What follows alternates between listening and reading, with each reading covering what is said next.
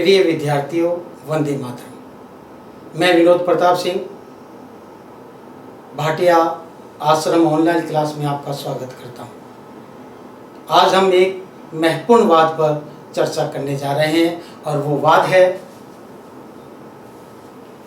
शंकरी प्रसाद बनाम भारत संघवाद 1951। सबसे पहले भूमि कानूनों में संशोधन की आवश्यकता सरकार को क्यों पड़ी? सरकार को आवश्यकता इसलिए पड़ी क्योंकि एक तरफ बहुत सारी ज़मीनों के साथ जमींदार थे, तो दूसरी तरफ ऐसे बहुत सारे लोग थे जिनके पास भूमि का एक टुकड़ा भी नहीं था। इसलिए सरकार संशोधन करना चाहती थी और सरकार ने प्रथम संविधान संशोधन 1951 किया और इस संशोधन के माध्यम से संविधान में अनुच्छेद क, 31 क, 31 ख और अनुसूची 9वीं जोड़ी गई। अब इनके अंदर क्या प्रावधान किए गए तो हम देखते हैं। अनुच्छेद 31 क के अंदर सरकार किसी की भी जमीन ले सकती है, अर्थात जमींदारों की जमीन ले सकती है। और आर्टिकल 31 ख के अंतर्गत 9वीं अनुसूची जोड़ी गई। इसमें यह प्रावधान था 31 ख के अंदर कि संसद किसी भी कानून को 9वीं अनुसूची में जब डाल देगी तो न्यायालय उसकी समीक्षा नहीं कर सकता है। जमींदारों का ये कहना था कि सरकार हमारी जमीनों को नहीं ले सकती है। इसके पीछे उन्होंने कारण दिया कि संपत्ति का अधिकार मौलिक अधिकार है और दूसरा कि ये जो संशोधन सरकार ने किया है या संसद ने किया है वो असंवैधानिक है। तो पहला हम लेते हैं, संपत्ति का अधिकार मौलिक अधिकार है। हमारा संविधान का आर्टिकल 31 और 19 फर्स्ट च ये संपत्ति का अधिकार देता है और इसके तहत व्यक्ति अपने संपत्ति को रखने, उसको अर्जन करने का अधिकार देता है, अर्थात सरकार उनकी संपत्ति अर्थात जमीनों को नहीं ले सकती है। और दूसरा कि ये जो संशोधन है वो असंवैधानिक है। संविधान का आर्टिकल 13(2) ये कहता है कि संसद मूल अधिकारों को छीनने या कम करने का कानून नहीं बना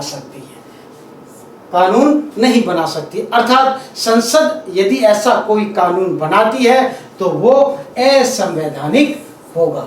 तो ये तर्क जमींदार दे रहे थे और फिर उसके बाद शंकरी प्रसाद जो कि एक जमींदार थे, उन्होंने इस बात को चैलेंज नहीं किया कि मेरी जमीन छीनी जा रही है, उन्होंने पूरे कानून को ही चैलेंज कर दिया कि ये असंवैधानिक है, संविधान के अनुसार नहीं है, ताकि और जमीनों का भी और जमींदारों का भी हित उसके अंदर हो सके।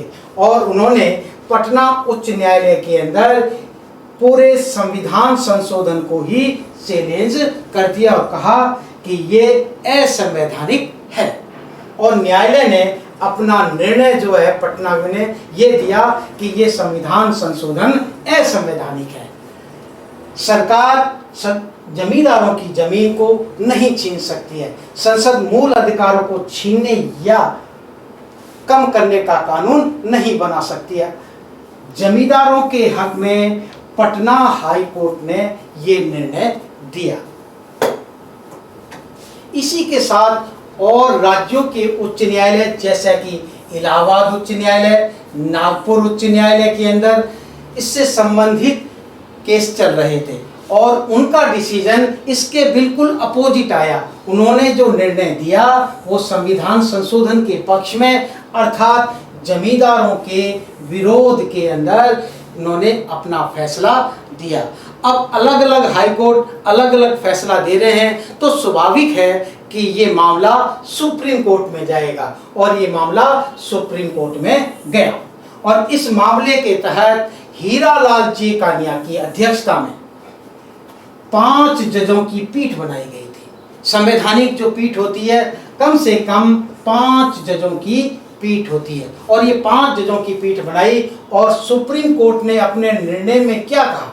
सुप्रीम कोर्ट ने अपने निर्णय में, यानी जो जज थे उन्होंने सर्वसम्मति से निर्णय दिया था और ये कहा कि अनुच्छेद 368 के अनुसार किया गया संविधान संशोधन अनुच्छेद 13 के तहत कानून नहीं है। अतः संसद मूल अधिकारों सहित अन्य संविधान संशोधन कर सकती है। यानी कहने का तात्पर्य यह हुआ कि आर्टिकल 13 के तहत संशोधन कानून नहीं है। जब संशोधन कानून नहीं है तो मूल अधिकारों सहित अन्य प्रावधानों पर भी संसद संशोधन कर सकती है। धन्यवाद। अन्य वादों के लिए हम फिर मिलेंगे। जय हिंद, जय भारत।